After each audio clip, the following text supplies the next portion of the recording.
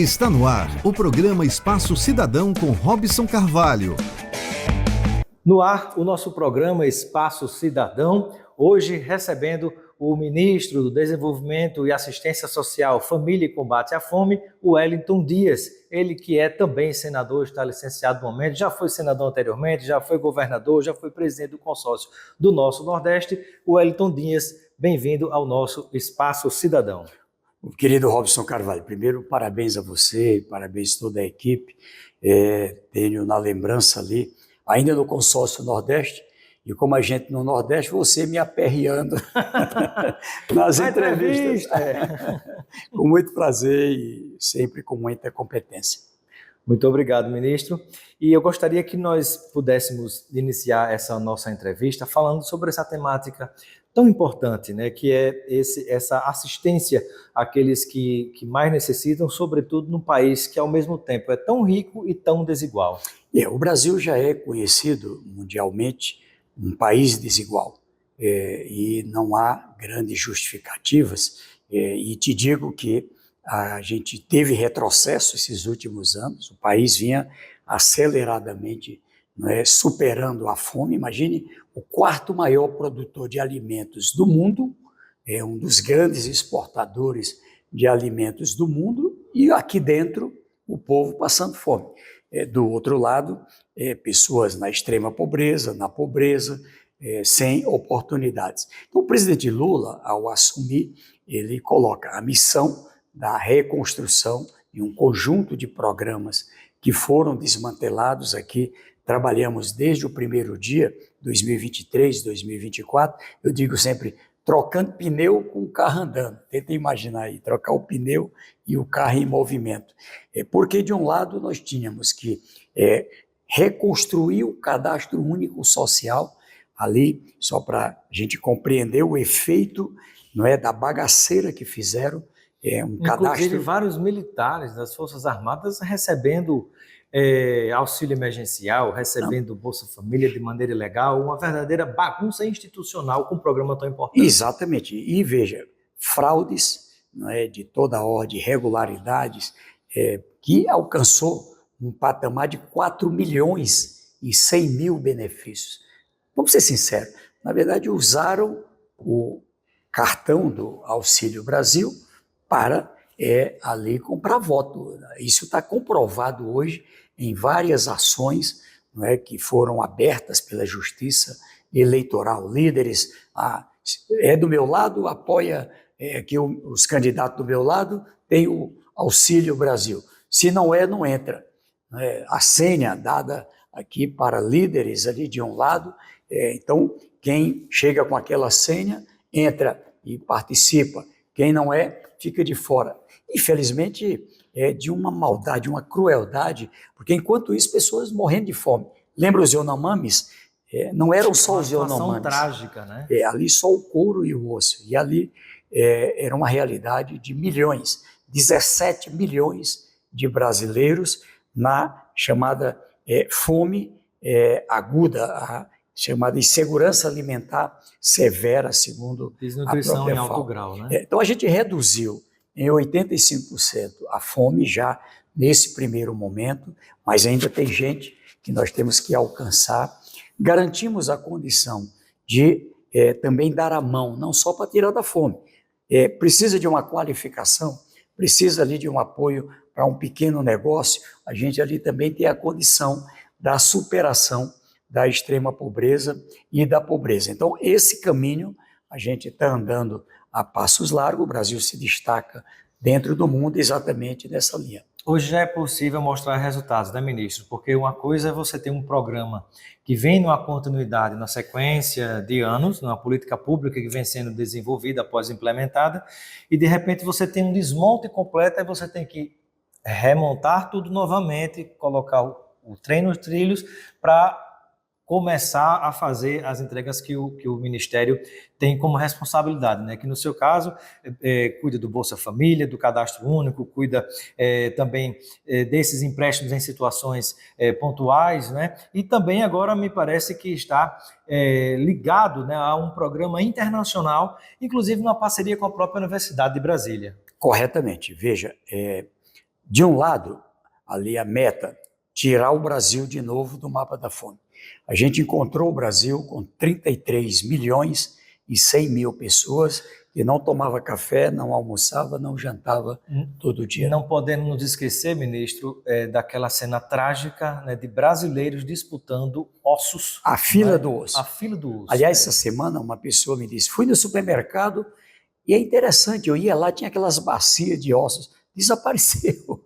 Pô, agora comprando frango, comprando a condição de carne, enfim, e alimento. Né? Eu digo que nós, com transferência de renda, o Bolsa Família, o BPC, o benefício da prestação continuada para pessoas com deficiência, que não têm condições de trabalhar, de ter autonomia, não é? Precisam do apoio de outras pessoas ali, uma remuneração mensal, um salário que é o BPC. Pessoas que chegam a 65 anos de idade, aí não tem a seguridade contributiva, não tem a previdência. E agora? Vai ficar abandonado? Não.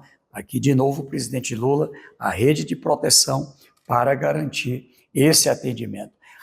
Garantir que as pessoas tenham o seguro defeso, né, para pescadores. No período que não pode pescar, então você tem um suporte do governo. Então, o cadastro único, Robson, ele é importantíssimo porque ele é uma porta, não só uma porta de esperança, é uma porta concreta para quem ali em situação de vulnerabilidade chega, além da transferência de renda, como eu citei, complementação alimentar. Ter direito ali a uma cozinha solidária, um restaurante popular, um banco de alimentos, garantir que possa ter o auxílio gás.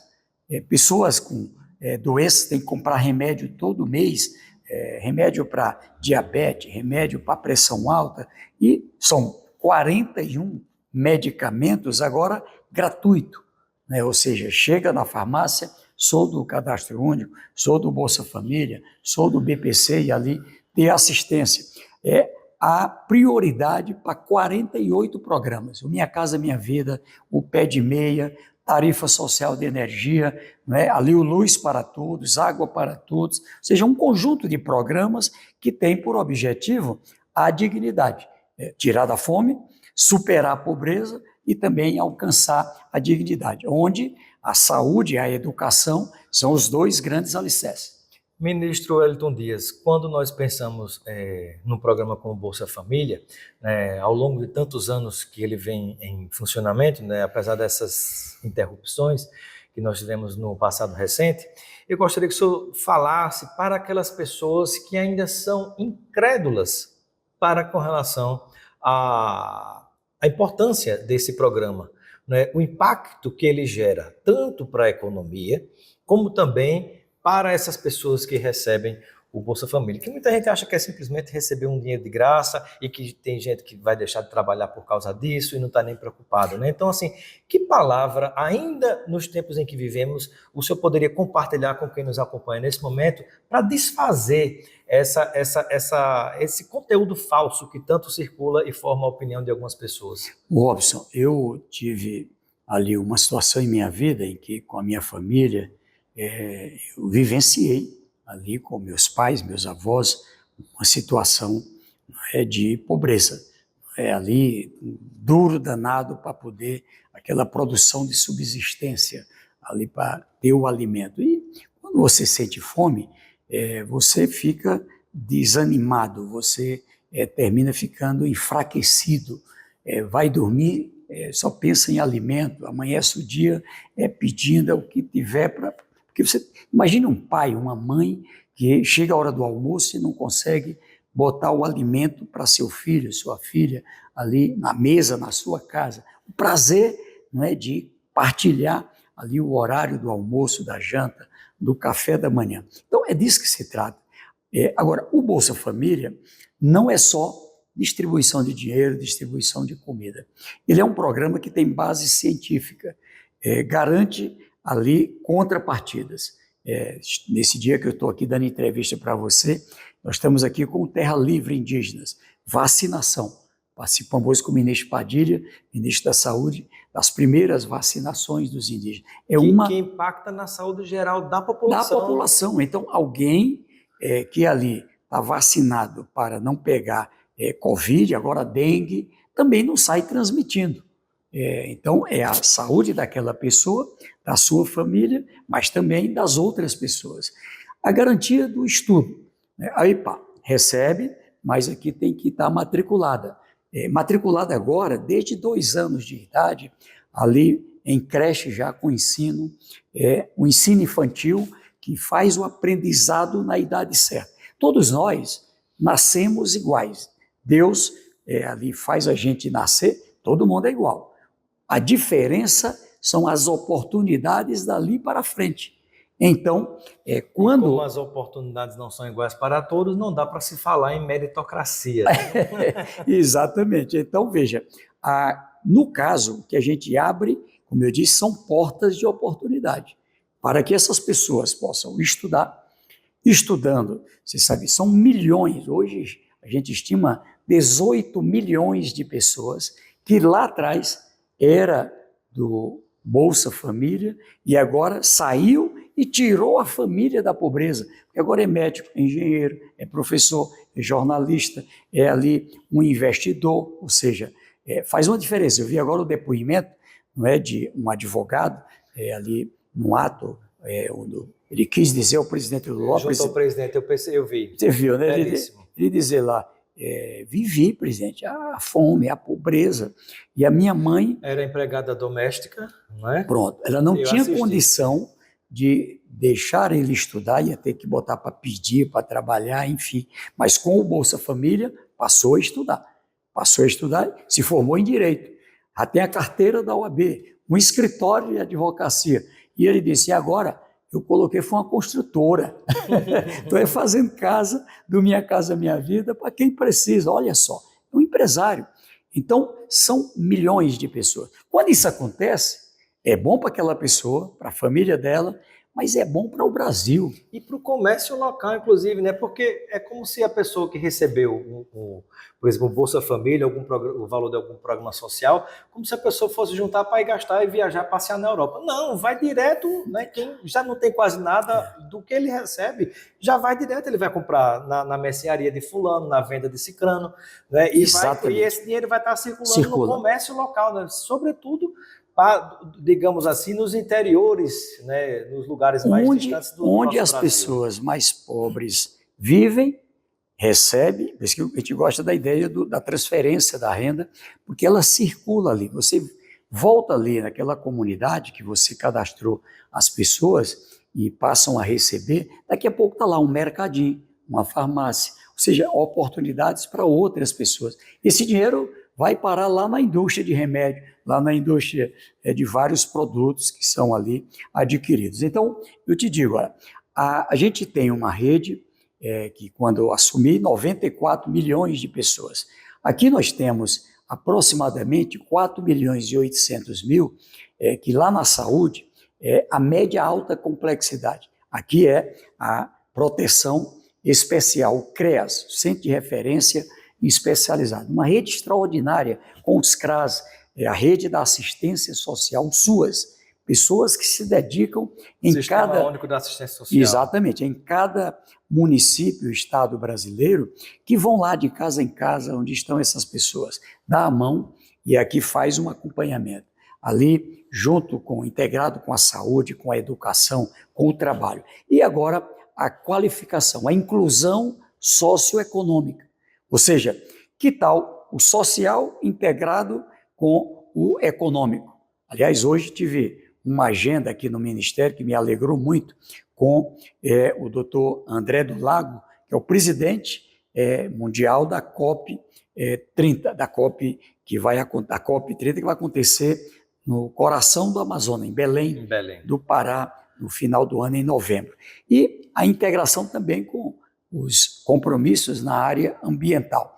E olha só, quando a gente faz essa qualificação para o emprego e para o empreendedorismo, olha o resultado.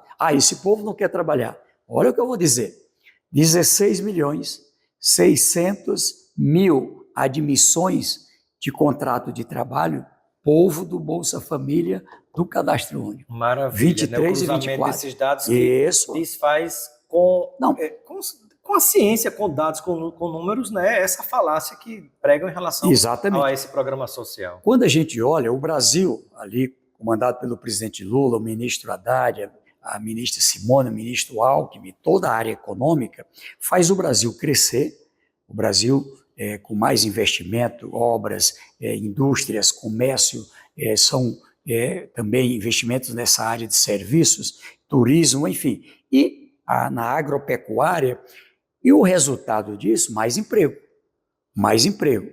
Quando a gente olha os empregos a mais o ano passado, por exemplo, a mais, comparado com o ano anterior, 1.650.000 novos empregos. Ou seja, 1.650.000 pessoas que lá no ano passado estavam desempregadas e agora trabalhando.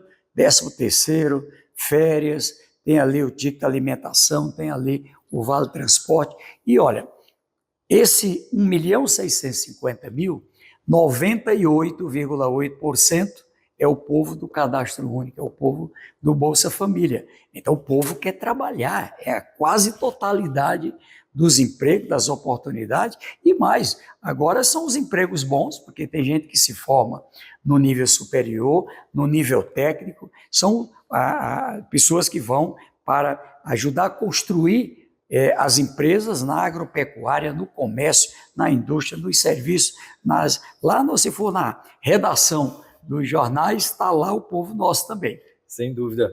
Estamos conversando com o ministro Wellington Dias, no nosso programa Espaço Cidadão, ele que cuida dessa pasta do desenvolvimento e assistência social, família e combate à fome. E que projetos nós temos integrados a outros países, ministros? Então, o Brasil, quando o presidente Lula assumiu a presidência do G20, os 20 países mais ricos do mundo, ele disse, olha, o mundo entrou no século XXI, ali o ano 2000, será que o mundo vai se acabar?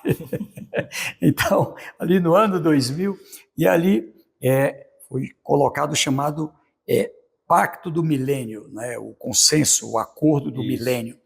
E em 2015... Com 7 metas, se não me falha a memória, 7... Em 2015 se aprovou 17 objetivos 17 do desenvolvimento sustentável. O número 1 e o número 2, os dois problemas que o Brasil liderou, o chamado erradicação da pobreza e o fome zero. E ali o que se fez? Ora, nós vamos priorizar. Nós queremos chegar em 2030 sem fome e sem pobreza no mundo. Sabe o que aconteceu? Piorou. Então o presidente assume de volta a presidência do Brasil e diz, olha, isso aqui foi um fracasso. Não vai ter solução se os países mais ricos, os países mais desenvolvidos, e o G20 são os mais ricos, se esses países não ajudar os que estão em desenvolvimento, não vai dar certo. E o ministro acredita na possibilidade de concretizar de fato essa meta? Já está acontecendo, né? De um lado, o Brasil lançou o Plano Brasil Sem Fome, é um dos caminhos da Aliança Global contra a Fome e a Pobreza, aprovada aqui no Brasil. Ela hoje já vai com 194 membros, né? E tem ali organismos internacionais, tem países, tem bancos, tem agentes financeiros. E, veja, ali já no nascedouro grande, e além disso, recursos para alcançar 500 milhões de pessoas com transferência de renda, com vários programas. Veja que, por exemplo, eu estive agora no Chile, o Banco Interamericano de Desenvolvimento, só esse colocou 24 bilhões de dólares. 24 bilhões de dólares para os programas da Aliança Global contra a Fome e a Pobreza. Qual é a lógica? Uma cesta de propostas que já foram testadas, se mostraram eficientes. A transferência de renda, como Bolsa Família, dá resultado? Dá. A alimentação escolar dá resultado? Dá.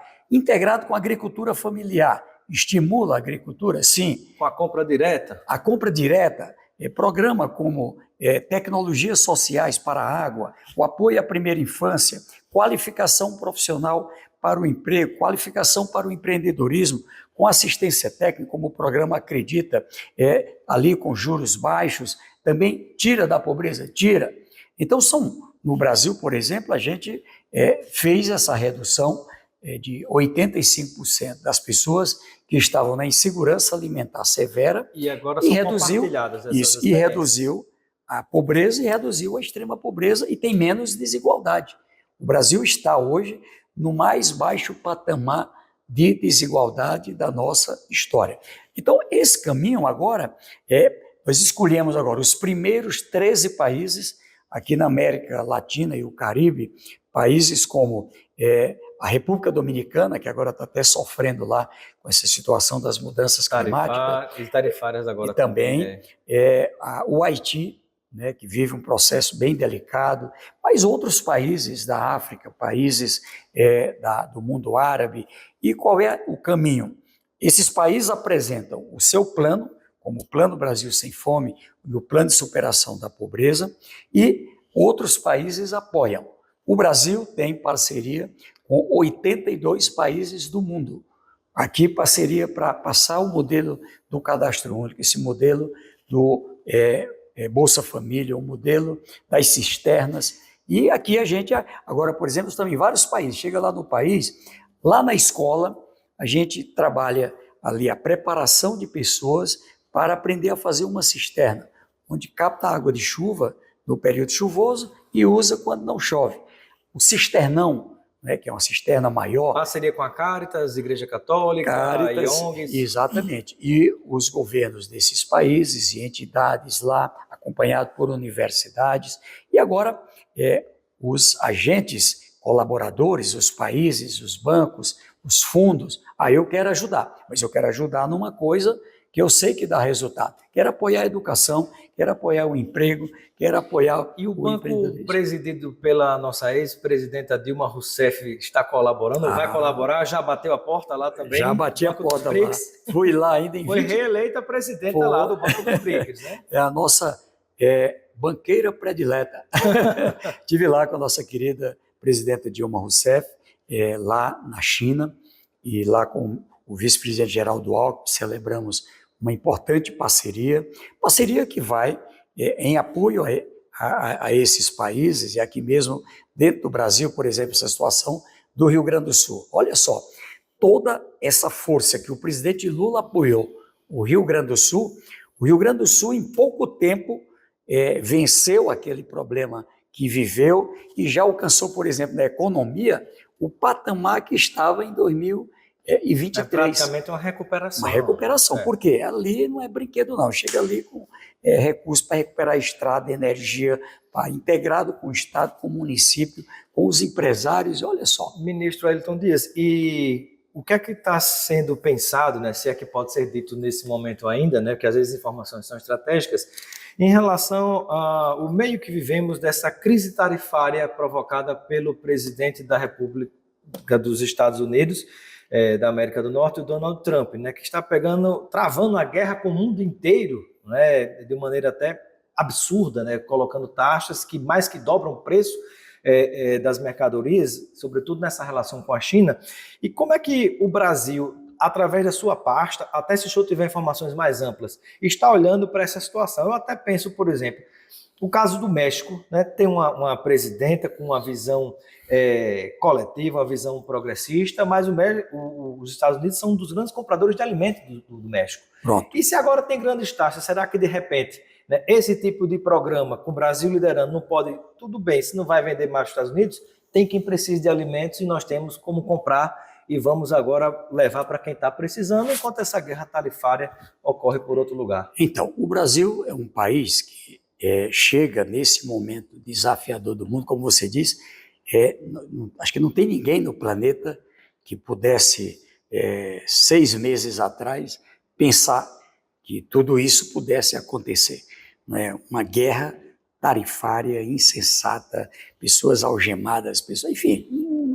Então, o Brasil é um país, a exemplo do México, de outros países, que tem um olhar humanitário. Graças a Deus, eu estou hoje acompanhando como presidente da Aliança Global da Fome contra a fome e a pobreza, e vejo que o Brasil é respeitado no mundo e se soma a uma quantidade grande de países da Europa, países do mundo árabe, países da Ásia, países ali da África, da América Latina e da América do Norte, como o Canadá e o México, da América Central.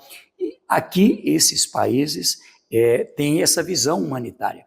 Primeira coisa que fizemos, quais as parcerias que eles cortaram. Então, cortaram parceria com a República Dominicana. Opa, vamos lá. O que é que você tem aí que não a gente vamos pode deixar, comprar de você? não vamos deixar o que é que nós temos aqui que podemos vender para você também? Não vamos deixar piorar. Então, a preocupação com a segurança alimentar, eu fiz uma reunião essa semana com o Grupo Central da Aliança Global, Brasil e Espanha, ali na presidência, com vários países na vice-presidência, são 50 membros do Conselho, e ali, olha, nós vamos ter que estar atentos para toda essa guerra em que um aplica uma tarifa, o outro aplica outra, como é que a gente olha o preço dos alimentos, para não subir preço do alimento. Porque que já é uma dificuldade enfrentada hoje no Brasil, né? Sim. Apesar de estar havendo um tratamento já está melhorando, né, do governo, que isentou inclusive os impostos, né? Eu até pergunto, o governador de São Paulo, o Tarcísio de Freitas, ele chegou a isentar os impostos dos alimentos em São Paulo? Então, nós tivemos alguns lugares, né, que fizeram aumentar, mas o que o Brasil está fazendo? Garantindo todas as medidas necessárias para proteger o povo brasileiro.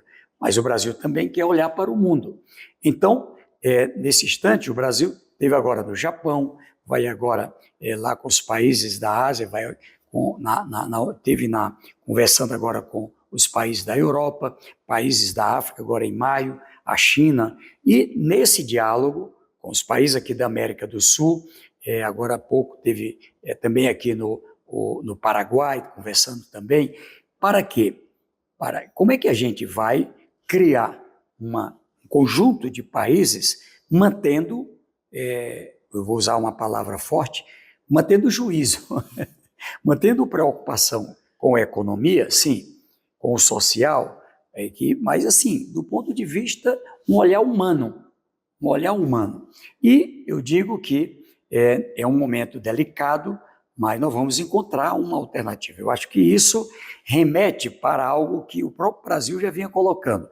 Precisa ter uma reorganização dos organismos internacionais, da ONU, do Banco Mundial. A Organização Mundial do Comércio. Pronto, para que a gente possa, com isso, não deixar que, pela decisão individual de um país, desmantele todo o sistema. O senhor vê com otimismo essa aproximação dos países do Mercosul com a União Europeia, tratando, por exemplo, desse assunto em relação a essas super taxas aplicadas pelo presidente Donald Trump, e olhando também para a sua área, que é a produção de alimentos, né, que é, digamos assim, um dos carros-chefes do Brasil, né, que é essa produção de alimentos? Olha o que está acontecendo. A Europa, por exemplo, já colocou vários produtos que abasteciam os americanos, opa, não vamos vender. No meio dessa... Não quer nem quem quer. Não. Agora, e que tal vender para outras regiões do mundo, como o Brasil? O Brasil que vendia também produtos para os americanos, eu quero vender para outras regiões do mundo. Veja só, agora pessoas que tinham dinheiro aplicado em certificado do Tesouro Americano, tirando o dinheiro de lá, toma teu dólar, me dá aí minha moeda aí, ó. Não quero deixar o dinheiro meu aí não, sei lá o que vai acontecer. Então, é um desmantelamento. Agora, eu acredito também que o povo americano é um povo que tem uma formação com a própria história do mundo. Eu acredito que cada vez mais pessoas nos Estados Unidos da América vai ter ali uma reação, como já começa a ter, com manifestações, os líderes, os empresários, os industriais, os bancos, até os aliados do próprio governo. Pronto, perderam 7 trilhões de dólares aí em pouco tempo. Então, eu acredito que tem, lá no Nordeste a gente usa, tem a hora que a onça vai beber água. Então, Se aí tiver faltado água, ela vai ficar chateada. vai ficar chateada, né? vai ficar zangada. Muito bem. Perfeito. Bom, ministro Wellington Dias, estamos chegando ao fim da nossa entrevista no Espaço Cidadão. Eu quero agradecer a gentileza em nos receber aqui no seu gabinete, no Ministério, e deixar um momento final para as suas despedidas junto a todas aquelas que nos ouvem e nos assistem nesse momento. Meu querido Robson, primeiro a você, todos que nos acompanham, eu quero aqui trazer o meu abraço. E no meio de tantos desafios desse mundo, como a gente retratou aqui, tão confuso, mas a gente tem um presidente e um vice-presidente, o presidente Lula, o vice-presidente Geraldo Alckmin, muito experiente, uma equipe muito dedicada, integrada com os governadores, com os estados, com os prefeitos, prefeitas, com os empresários, com os líderes sociais. Por quê? Porque é o diálogo, é a democracia, é esse o caminho. E, sim, eu sou otimista. No meio de tantos desafios, mas nós vamos tirar o Brasil do mapa da fome e, se Deus quiser, vamos completar esse ano de 2025, reduzindo a pobreza e a extrema pobreza, reduzindo a desigualdade para o mais baixo patamar da história do Brasil, contribuindo para as metas de até 2030, garantindo com que as pessoas tenham oportunidade para a classe média, oportunidade para... É interessante, eu vi o estudo essa semana, os mais ricos estão ganhando, a classe média está ganhando e os pobres ganhando mais. Ou seja, as pessoas, quanto mais pobres, mais estão tendo oportunidade. Então, é esse caminho que queremos o Brasil. Então, é fé no Brasil, a gente trabalhar, estamos aí no rumo certo e aqui sob a liderança do presidente Lula, garantir um país entre os mais desenvolvidos do mundo, seguir crescendo a economia, com oportunidade de quem quer empreender, oportunidades para o emprego, para os negócios, oportunidade para estudar, para crescer. E Deus aí abençoando, bons resultados. Ok, muito obrigado, ministro, pela participação no nosso Espaço Cidadão. Obrigado.